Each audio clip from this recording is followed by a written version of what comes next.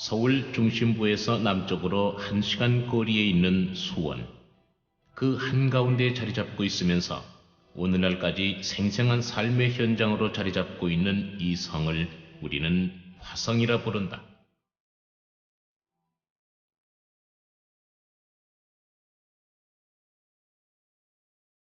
수원 화성. 화성을 세계문화유산으로 선정한 유네스코는 그 선정 이유를 이렇게 말했다. 18세기 군사건축물을 대표하는 것으로 당시 유럽과 아시아 성곽의 특징을 통합한 구조를 보여주는 역사적 중요성을 띠고 있으며 아시아 지역에서는 만리장성을 제외하고는 비교될 만한 것이 없을 정도이다. 수원 화성은 18세기 동양의 성곽을 대표하는 한국 전통 건축의 백미이며 중국, 일본에서는 볼 수 없는 평산성의 형태이다.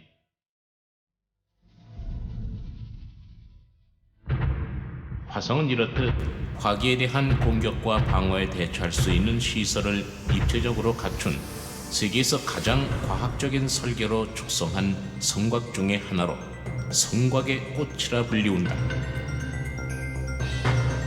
특히 물길을 다스리는 일, 곧 치수를 위한 조경 기술과 방어를 위한 축성 기술이 만나서 이루어진 새로운 도시 경관의 창조는 도시 건축 면에서 매우 주목할 만한 성과로 평가되고 있다.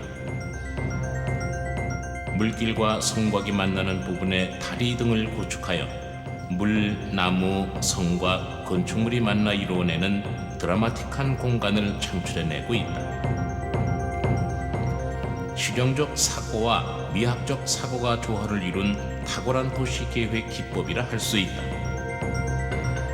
뿐만 아니다. 화강석의 성곽과 전벽돌로 이루어내는 원형, 반원형, 아치형, 사각형의 조화는 단순 미학의 힘을 명징하게 보여준다. 날아오르기보다는 적절히 성곽을 거느린 듯한 지붕의 선이 장엄한 분위기를 연출해내는 것이다. 이러한 실용성과 친미성이 결합된 도시 건축 기법, 절제된 단순 미학의 힘은 현재와 미래의 도시 건축에서 배워야 할 중요한 예술 전통이라 하겠다.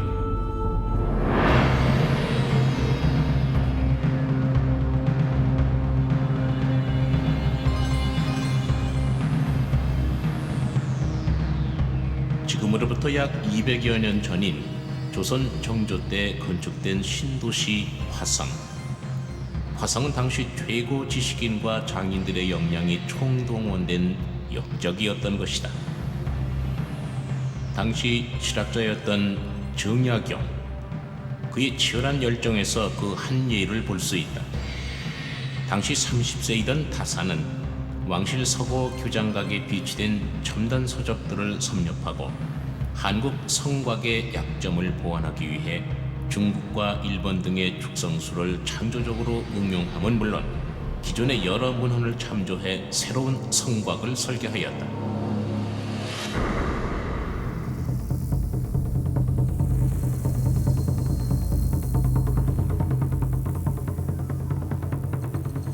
그중 기중도설은 석재를 들어올리는 기계장치인 거중기에 관한 해설이다. 다산이 제작법을 가르쳐 사용한 거중기는 좌우에 각각 15명의 장정이 7.4톤이나 되는 돌을 순식간에 들어올렸다고 한다.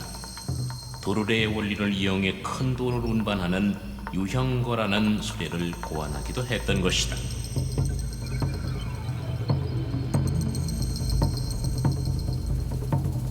18세기 조선 후기 르네상스 시대의 꽃으로 불리우는 화성. 오늘날 세계문화유산으로 주목받을 만큼 빼어난 이 성과 신도시를 잉태해낸 것은 무엇일까? 그 힘은 어디서 왔을까?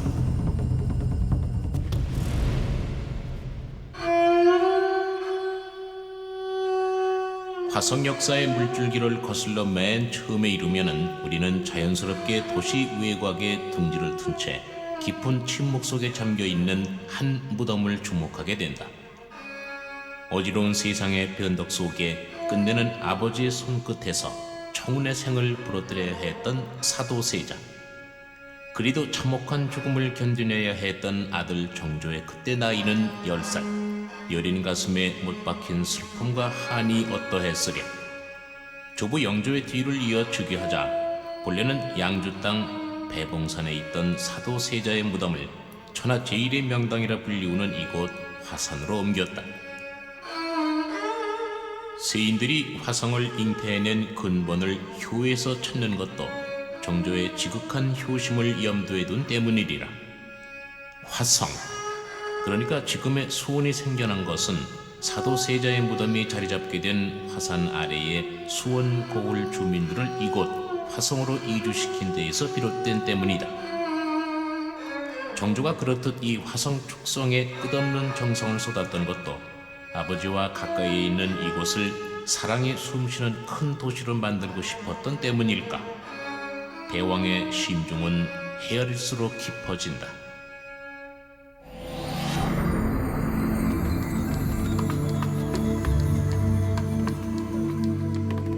일찍이 실학자 유형원이 서울로 올라오는 길목으로서 경제의 중심지가 될 것임을 예견했던 수원.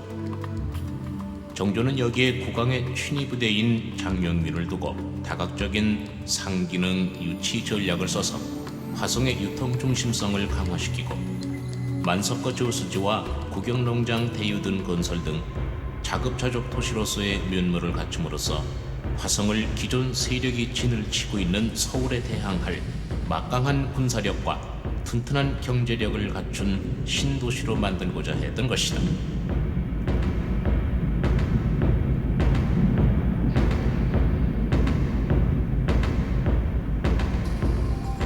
화성은 18세기가 요구하는 진보된 도시의 모습을 보여주는 한편 성곽으로서도 이제까지 없던 새로운 개념을 창조해냈다. 입지 조건으로부터 풍수지리설을 따르지 않아 산으로 둘러싸인 폐쇄적인 입지 대신 교통이 원활한 평지를 택한 것이다. 중심부에는 의도적으로 십자형 도로를 내고 가로변에 상점이 늘어서도록 해서 하나의 상업 중심 지구를 설정했다. 이 점이 과거의 도시에선 볼 수 없는 상업도시 화성의 특징인 셈이다.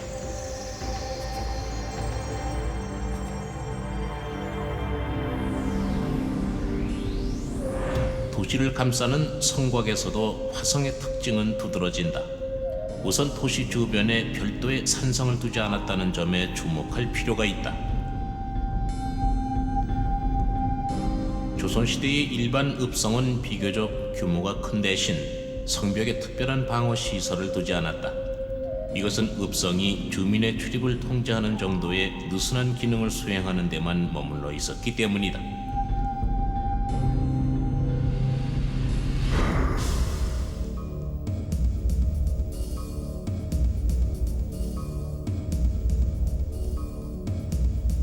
그래서 전쟁 시에는 읍성 부근의 험준한 산속에 설치한 산성의 주민들을 대피시켰다. 이렇게 읍성과 산성의 이중 구조를 유지하는 것이 조선시대의 일반적 성곽제도였다. 그러나 18세기 실학자들은 이러한 성곽 운영이 주민에게 많은 고통을 준다고 판단, 유사시 산성에 대피하는 방법을 버리고 평상시 거주하는 읍성을 방어에도 적합하도록 튼튼히 꾸미는 방안을 제시했다. 화성은 이러한 실학자들의 제안이 처음으로 실현된 성곽이다. 성벽 길이를 지나치게 느리지 않는 대신 이제까지 어떤 성곽에도 설치한 적이 없는 다양한 종류의 방어시설을 최대한 많이 설치한 점이 기존 성곽과 다른 화성의 특징인 것이다.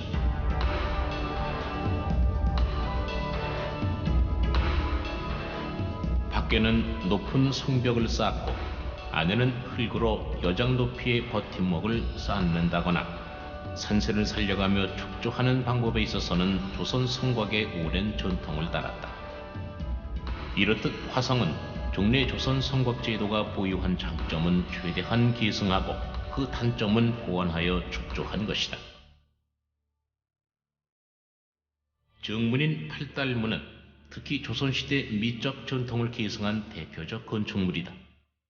이 우진각 지붕은 조선시대에는 도성의 정문이나 궁궐의 문처럼 특별히 중요한 건물에만 응용했던 형식으로 팔달문을 얼마나 격식 있게 꾸미고자 했는지는 이 지붕만으로도 충분히 짐작할 수 있다. 조선시대 목조 건축의 화려하고 세련된 기법이 망라되어 있는 것이다. 반달형의 옹성, 성문 앞에 또 한 겹의 성벽을 쌓음으로써 성곽의 방어 능력을 한층 향상시킨 것이다. 임진왜란 중에 재상을 맡아 백성들의 처절한 고통을 체험한 유성룡이 징비록이란 저수를 통해서 특히 강조했던 옹성. 옹성은 외적의 침입에 무력하게 무너진 조선의 방어체제에 대한 반성의 한 결과이기도 했던 것이다.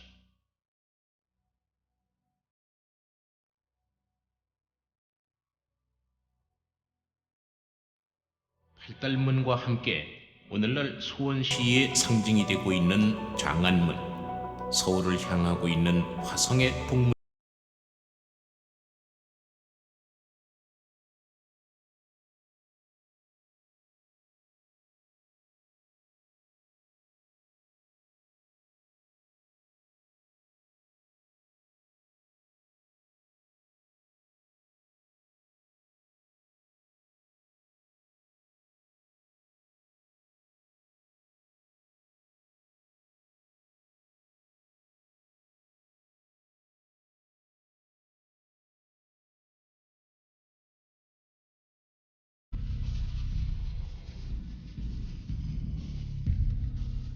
화홍문, 7개의 반원형 수문이 인상적이다.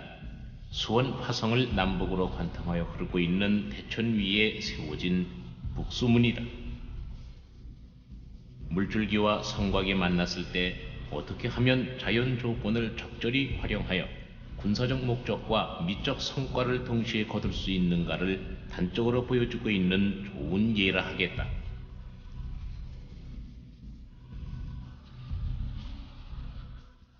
화홍문 위쪽으로 저만치 자리잡은 호옥이 바로 방화수류정이다.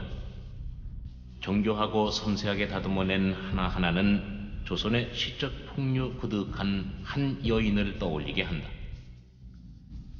적군의 동태를 감시하기 위해 세워진 강루에 꽃을 찾고 버들가지를 쫓는 정자라는 낭만적인 이름을 붙인 멋과 여유, 조선 후기의 르네상스를 화려하게 꽃피워냈던 정조시대 예술꾼들이 빚어낸 이 넉넉함, 지그시 연못을 내려다보면 고요한 수면 위로 흐르는 넉넉한 옛사람들의 향기가 화사하게 배어나온다.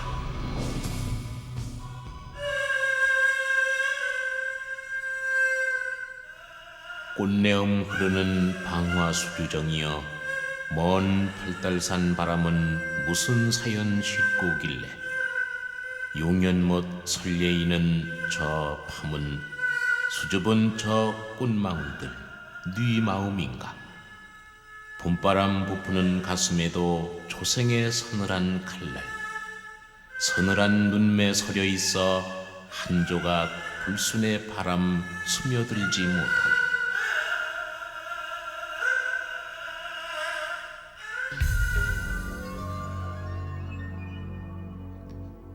시원하게 휘달리고 있는 성곽을 따라서 동쪽으로 향하면 이윽고 또 하나의 성문에 이르게 된다. 빈틈없는 장수처럼 탄탄하고 견고한 모습으로 버티고 있는 성문, 바로 화성의 동문인 창룡문이다. 이렇듯 문의 외성으로는 한쪽이 열려있는 동웅성을 갖춤으로써 다양한 군사 전략을 펼칠 수 있도록 하였다.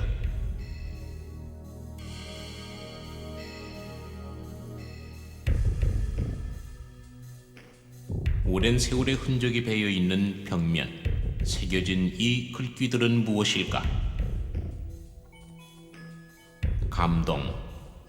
동은 자우락 통자로 시라로기 같은 가느다란 풀을 이른다. 감독을 하되 아주 세밀하게 하라는 치밀함이 담겨있는 말이다. 세계 최초로 건축 실명제를 실시했음을 증명해주고 있는 실명판인 것이다.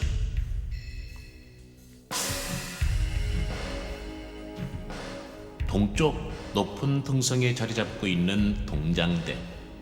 성 주변 사방을 한눈에 꿰뚫면서 장병들을 지휘하는 곳이다.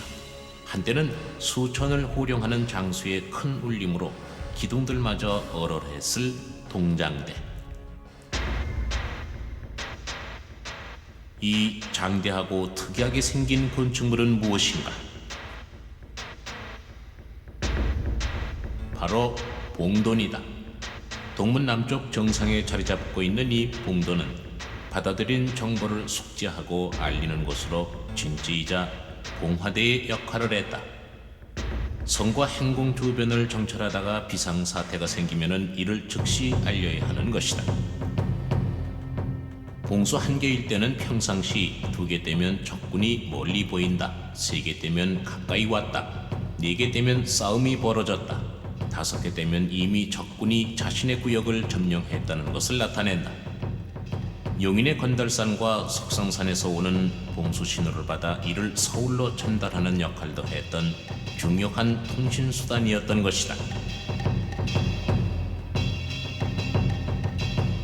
봉돈에서 받아들인 국경의 정보를 한눈에 볼 수 있어야 하는 곳이 장대이다.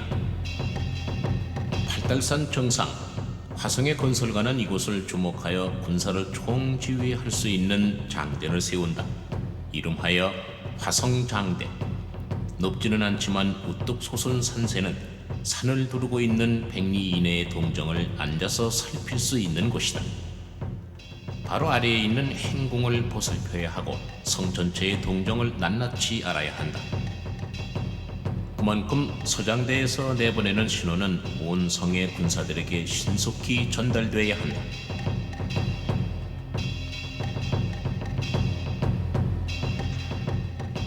서슬퍼런 장대 한쪽에 자리 잡고 있는 이 건물은 노대라 불린다.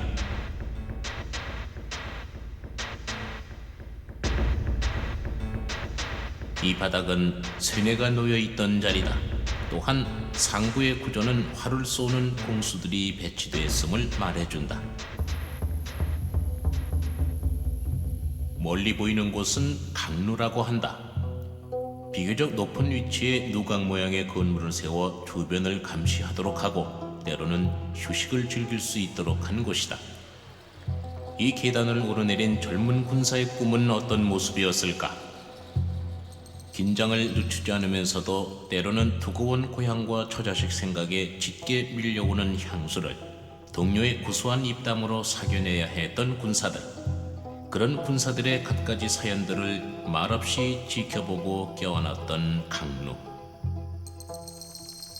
그런 속 깊은 곳이기에 군사들의 편의 생활에 대한 섬세한 배려가 깃들어 있는 강루. 한때는 청래 꿈들이 푸르렀을 이곳, 지금은 너무 고요하다.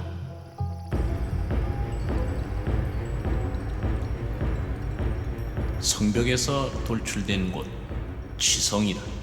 거의 100m 간격으로 성벽의 일부를 돌출시켜 성벽에 접근하는 적을 측면에서 공격할 수 있도록 한 것이다. 치는 원래 꿩을 가리키는 말로 자기 몸을 감추고 주위를 감시하는 꿩의 습성에 빗댄 것이다. 산성을 중시하던 우리나라의 전통적인 성곽에서는 볼 수 없었던 수원 화성의 또 하나의 특징이다.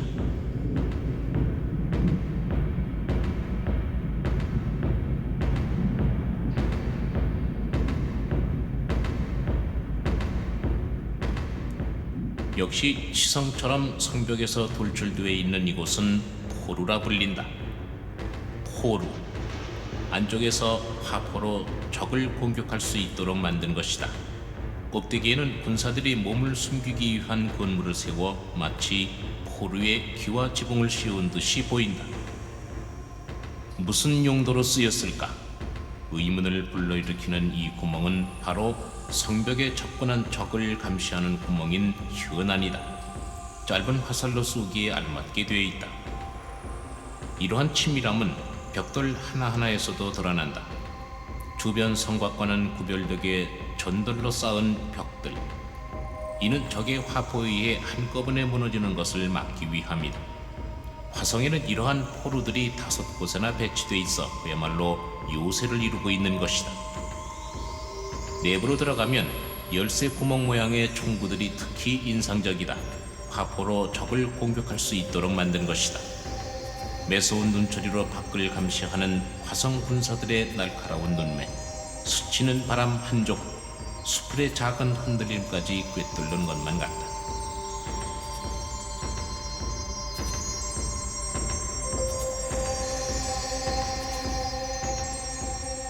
지성이나 포로와 마찬가지로 돌출되어 있는 이 건물, 적대라 불리는 구조다. 한눈에 보기에도 위압적인 이 적대는 성문과 옹성 등에 접근하는 적을 방어하기 위해 성문 좌우에 설치되는 것이다.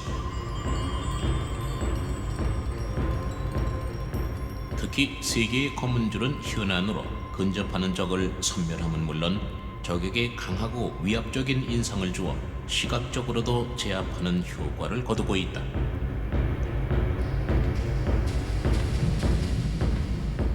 눈에 잘 띄지 않는 문, 전시를 대비한 비밀 통로로서 이렇듯 적이 알지 못하는 출입구로서 마련된 문, 앞문이라 불리우는 문들이다. 은밀하게 사람이나 가축이 통과하고 양식을 나르도록 한 것이다. 이 북암문은 특히 동북 강루 남쪽 약간 골짜기 진 곳에 있어 성 밖에서는 눈에 잘 띄지 않는다.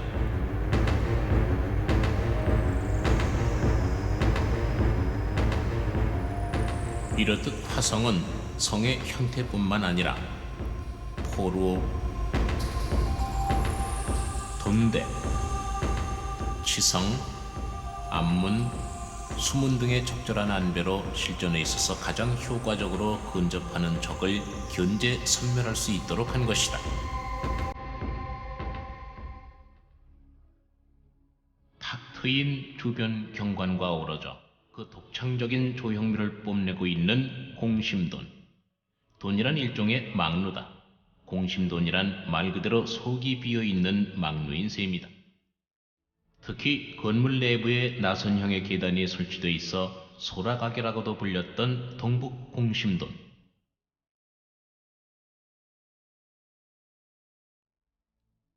벽을 수놓고 있는 총안들은 공격은 물론 안쪽의 조명 역할까지 해내고 있다.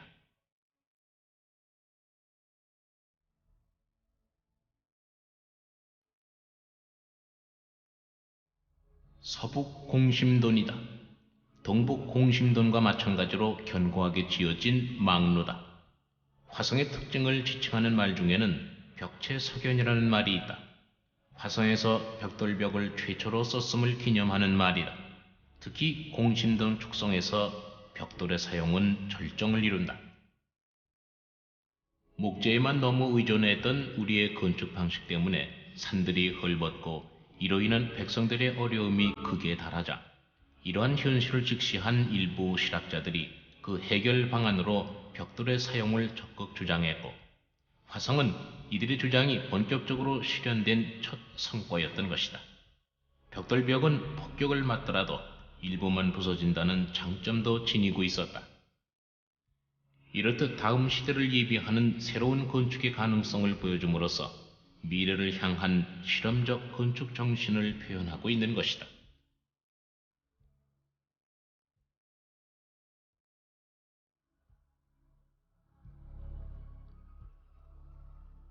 서북 공심돈과 하나로 연결되어 반월형의 옹성에 둘러싸인 채 모습을 드러내는 또 하나의 성문. 바로 서북방의 관문이 되고 있는 화서문이다.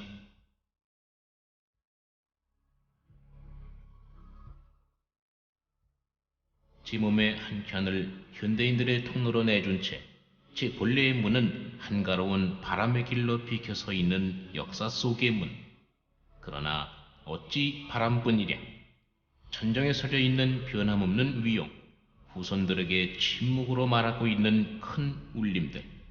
그것이야말로 시간의 벽을 뛰어넘어 우리를 지켜주는 힘이 아니겠는가.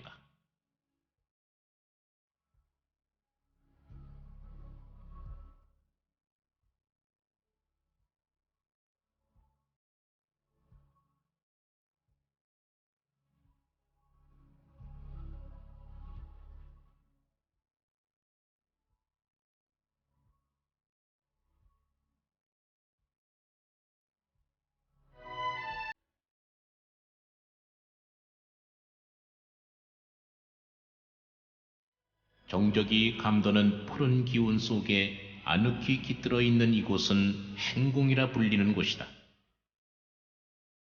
이름 그대로 국왕의 임시 거처가 되어주기도 했고 관청이 되어주기도 했던 곳이다. 화성의 한가운데에 자리 잡고 있으면서 큰 뜻을 품었던 정조대왕의 최취를 깊게 간직하고 있는 화성 행궁. 뒤주안에서 생을 마쳐야 했던 아버지 사도세자를 뵙는 길에 머물곤 했던 이곳, 혹은 극에 달한 당파 싸움을 잠재우고 백성을 위한 부강한 나라를 건설하겠다는 의지를 펼쳤던 여기, 정조의 화성 행궁.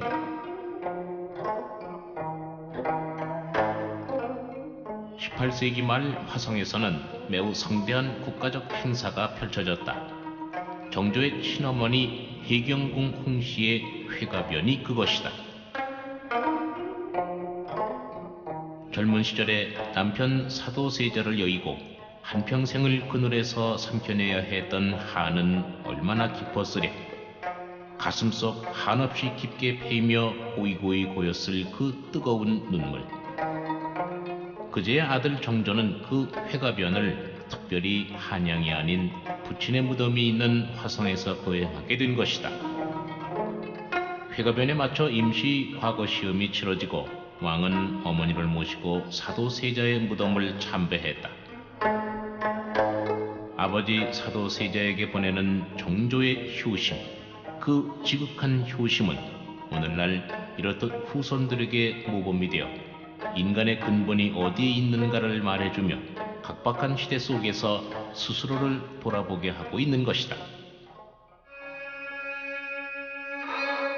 그렇듯 정조의 애틋한 눈물과 원대한 꿈이 서려 있는 화성. 그러나 수원 화성이 완성되고 나서 불과 몇 년 지나지 않아 49세의 한창 나이에 병으로 인한 갑작스런 죽음을 맞이하게 된다. 그의 발길이 닿지 않는 화성 역시 급속히 쇠락의 길을 걸었다. 정조가 죽은 뒤 벽파는 신도시 건설의 주역이었던 시파를 처참하게 괴멸시킨다. 모든 계획은 수포로 돌아갔다. 왕의 취니부대는 해산되고 상인에 대한 특혜 조치는 폐지되었다. 일제는 민족의 꿈과 혼이 깃들어 있는 화성 행궁을 의도적으로 파괴했다. 그러나 다행스럽게 정조는 책자를 남겨 화성 복원의 길을 열어놓았다. 화성 축조에 동원된 인력과 경비, 사용한 기계, 각 구조의 설계도 등을 담아냄으로써 화성을 건축 실명자가 실시된 세계 최초의 건물로 기록되게 한 일종의 건설 보고서 화성 성역의 계획. 이를 통하여 화성의 기술 문화적 성과가 사회적으로 또한 후대까지 전파되게 하였으니 이것은 화성 자체 이상으로 정조의 원대한 이상이 가장 절실하게 표현된 것이라고 하겠다. 이제 시련기를 지나 그 옛날 정조의 꿈이 서서히 되살아나기 시작했다. 경제적, 군사적 요충지로서 신도시를 조성하고자 했던 18세기 문예부흥기의 군주와 백성을 위한 신세상을 열어내려 했던 실학자들의 뜨거운 열망으로 빚어낸 화성.